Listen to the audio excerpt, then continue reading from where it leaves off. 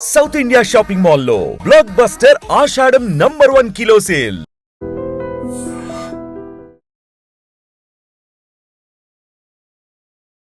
నమస్తే, నేను జీవి సత్యనారాయణ. ఈ వీడియోలో జేన్ స్ట్రీట్ మీద ఈ మధ్య నిషేధించడం జరిగింది సెబీ. ఇప్పుడు మళ్ళీ ఈ జేన్ స్ట్రీట్ ఏదైతే నిషేధం ఉందో దాన్ని ఎత్తేయటం జరిగింది. అది ఈ వీడియోలో సారాంశం. అయితే ఈ జేన్ స్ట్రీట్ ఏదైతే ఉందో ఒకవేళ మళ్ళీ కనుక తప్పు చేస్తే అంటే కఠిన చర్యలు ఉంటాయని అనౌన్స్ చేయడం జరిగింది. ఇవేంటియో చూద్దాం. జనరల్గా ఏంటిదంటే ఈ సెబీ ఏదైతే ఉందో మనకి ఈ స్కాములు అనుకోండి, ఉదాహరణకి 1992 హర్షద్ మెహతా స్కాము, 2001లో కేతన్ పరేఖ్ స్కాము, ఇట్లా స్కాములు జరిగినప్పుడు మేల్కొనటం, స్కాములు జరిగిన తర్వాత ఎక్కడ జరిగింది ఏం జరిగింది ఆ తప్పు వాళ్ళ మీద నిషేధించడం. ఇప్పుడు లేటెస్ట్గా అంటే జేన్ స్ట్రీట్ మీద ఈ మధ్యనే జరగడం జరిగింది.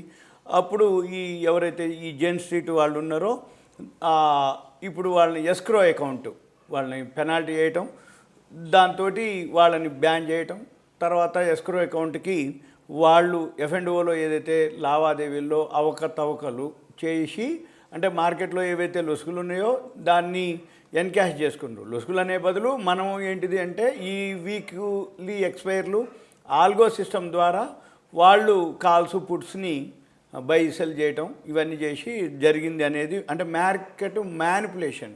ఈ మ్యానిపులేషన్కు పాల్పడిందంటూ ఈ నెల సెబీ 3వ తారీఖు నాడు మధ్యంతర జారీ చేయడం జరిగింది ఆదేశాలు. దాంతో ఈ జేన్ స్ట్రీట్ మీద నిషేధం విధించడం జరిగింది. మళ్ళీ వాళ్ళు ఏదైతే మన మార్కెట్లో లావాదేవీలు చేయకుండా వాళ్ళ మీద ముందుగా 4,843 కోట్లు జరిమానా విధించడం జరిగింది. తర్వాత ఆ జరిమానా చెల్లించడం అని అడగడం జరిగింది. అది జరిమానా చెల్లించాలని ఆదేశించడం జరిగింది. తర్వాత నిషేధించిన తర్వాత వీళ్ళు ఎవరైతే జేన్ స్ట్రీట్ వాళ్ళు ఉన్నారో ఈ సెబీ సూచించిన ప్రకారంగా వాళ్ళు ఏం చేశారు, ఎస్క్రో అకౌంట్కి గత వారమే ఈ 4,843 కోట్లు ఏవైతే పెనాల్టీ చేశారో ఆ పెనాల్టీని వాళ్ళు పే చేయడం జరిగింది. వాళ్ళు జమ చేశారు ఎస్క్రో అకౌంట్కి. అప్పుడు ఈ సెబీ నిషేధాన్ని ఎత్తేయటం జరిగింది. ఈ రోజు నుంచి వాళ్ళు మళ్ళీ ఆప్షన్స్ అనుకోండి మళ్ళీ చేయటానికి.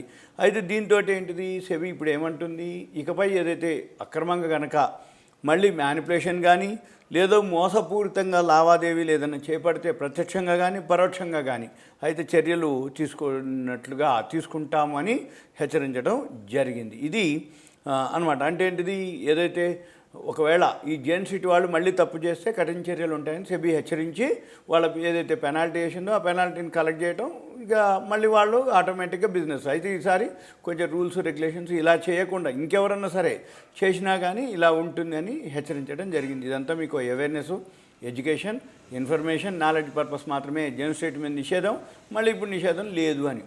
Thank you. సెలవు.